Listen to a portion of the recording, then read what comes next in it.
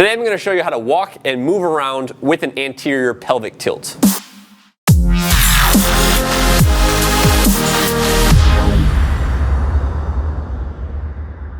What's going on, everybody? It's Blake Bowman here with Gorilla Zen Fitness, and in today's video I'm going to show you guys how to move around and walk if you're somebody that has an anterior pelvic tilt. This is a question that I get asked a lot, so I decided to make a video on it today. To begin, if you're somebody that has a serious anterior pelvic tilt and you're not already addressing it with corrective exercise, then that is the first step for you.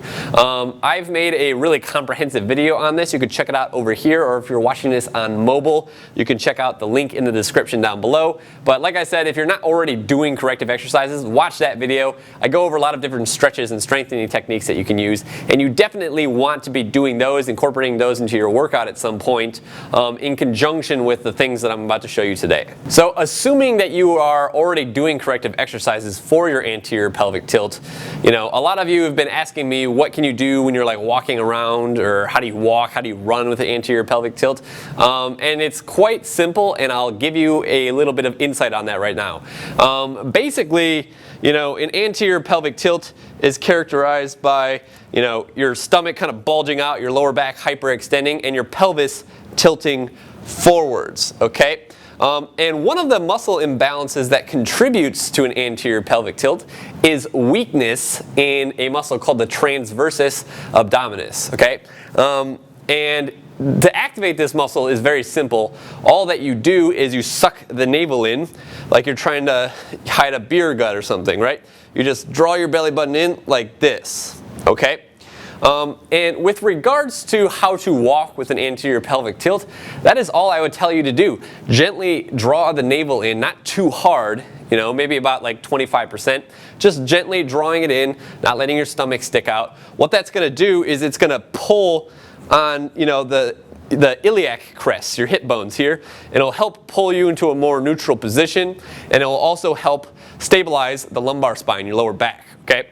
So, you know, while you're walking around, it will help to basically keep your back from going into extension. It'll help keep your pelvis a little bit more neutral, and you'll essentially be activating a muscle where most people are not getting enough activation, especially if there's somebody with an anterior pelvic tilt, so that, you know, you'll be kind of working on the muscular imbalances associated with the anterior pelvic tilt just while you're walking. So like I said, there are really two primary benefits to doing this. One is you're going to be strengthening, you know, a muscle that is typically weak in people with an anterior pelvic tilt, and in fact when it is weak, it contributes to the anterior pelvic tilt. So one, you're going to be strengthening that, and two, people with an anterior pelvic tilt tend to be a little bit too hypermobile in the lumbar spine, meaning they move a little bit too much from there. Too much motion occurs in there when they're walking, when they're exercising, whenever they're doing anything. So you'll also be helping to you know, stop motion in the lumbar spine and the lower back, and what that will do is it will cause the body to, you know, give mobility to other areas in the body, like maybe the thoracic spine, which typically needs it. So,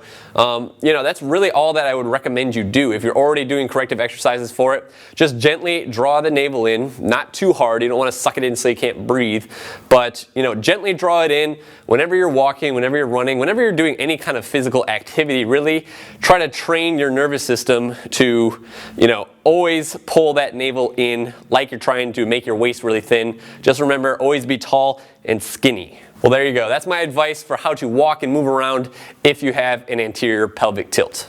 I really hope you enjoyed this video. If you did and you're not yet subscribed to my YouTube channel, then go ahead and do that right over here. And if you haven't yet downloaded my ebook yet, Posture, the Ultimate Life Hack, then do that right over here. And, you know, on a final note here, if you haven't already liked my Facebook page, please go do that right now. If you haven't followed me on Instagram, do that. Leave me a comment down below. Tell me what you want me to make videos on in the future, and share this video with your friends. Other than that, I'll see you next time.